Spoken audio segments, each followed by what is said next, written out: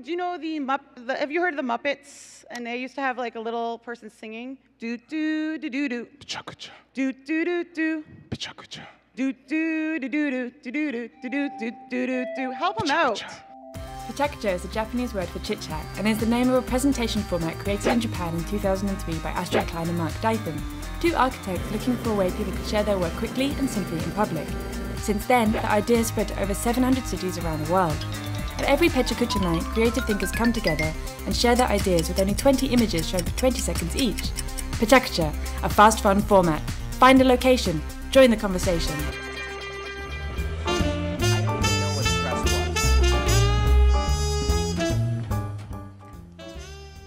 Question: are you an overachiever? If all you do is win, win, win, no matter what, if you've got money or some other benchmark, key performance indicator of success on your mind and you can never get enough, and if for whatever reason every time you step up in the building and everybody's hands go up, please raise your hands. Make them stay there. Make them stay there. And if you feel so inclined, up, down, up, down, up, down. My name is Hamza Khan, and I am the coordinator of Student Affairs Creative at Ryerson University in Toronto, Canada. I'm also a recovering overachiever. And I've got some advice for all you fellow overachievers in the room today. Stop. I mean it.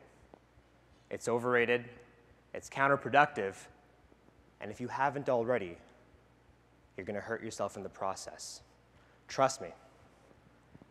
In 2014, the summer of, I planned the trip of a lifetime. Now, here's the thing about being an overachiever. Overachievement extends to every dimension of your life. Not just work, it especially overextends itself into leisure.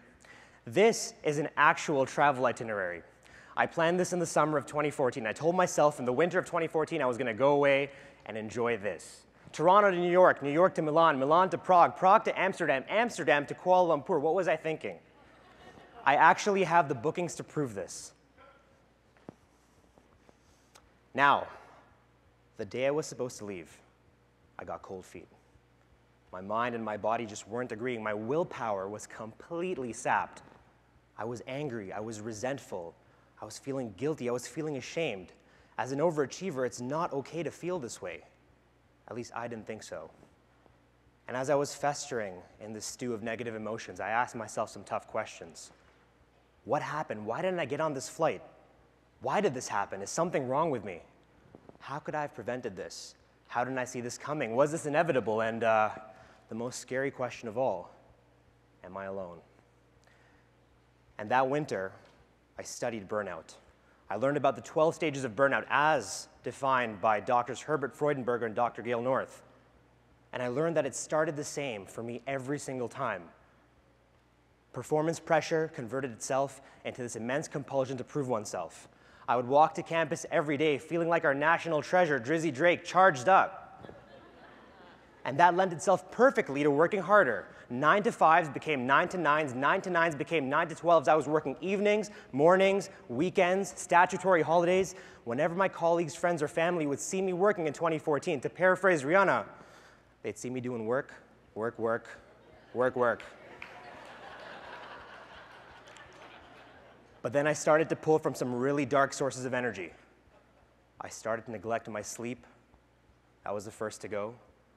Then the gym, then eating healthy, and then relationships.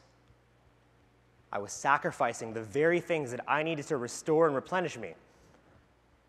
And once I got to stage 3 of burnout, that was it. Slippery slope from then on. Stage 4, I started to displace conflicts. I revised my values. I denied that I even had a problem in the first place. I withdrew. I began to demonstrate some odd behavioral changes. I started to see other people as antagonists in my life. And then this immense inner emptiness. Goals didn't make sense. I didn't know if I was making progress. And then full-out depression. And by the end of it, I had completely burnt out. And that's because I had a very unhealthy relationship with stress. I didn't even know what stress was. So I researched it. And I learned that stress is defined as the result produced when a structure, system, or organism is acted upon by forces that disrupt equilibrium or produce strain. There's good stress and there's bad stress, and all I knew was bad stress. And I learned that we are arguably in the most stressful time in human history. In fact, 69% of us report that work is a significant source of stress. Put your hands up if that's you.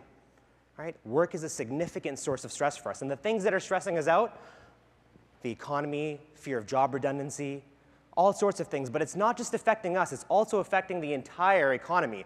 $300 billion a year is lost in productivity because of absenteeism, turnover, and healthcare expenditures. And I'm not talking about simple sick days.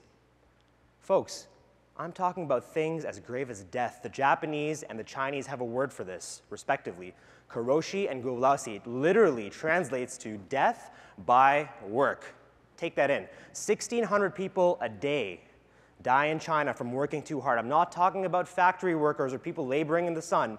Knowledge workers, white-collar workers, information workers like you and I. Now, here's the kicker. The most stressed of this multi-generational workforce, look to your left, look to your right. Chances are, no one's sitting beside you. But it's us, it's you and I, millennials. We are the most stressed of this multi-generational workforce. And so I had time in the winter of 2014 to think about what was happening. I was gambling. Every day I would get up out of bed and go to work and gamble with my well-being. Because I believed in my definition of success. And I know that success requires effort, effort induces stress, and stress can lead to burnout. So what does a good gambler do? A good gambler figures out a way to minimize risk and to maximize reward. So I applied a very simple risk assessment framework to my predicament. And I learned very quickly, it confirmed what I already knew. The impact of stress on my life was very high. And the probability that I was going to experience stress was also very high. So what I had to do was diminish and devalue both variables. And so I tried something in 2015, last year. I tried to unlearn stress and relearn it, understand the difference between good stress and bad stress.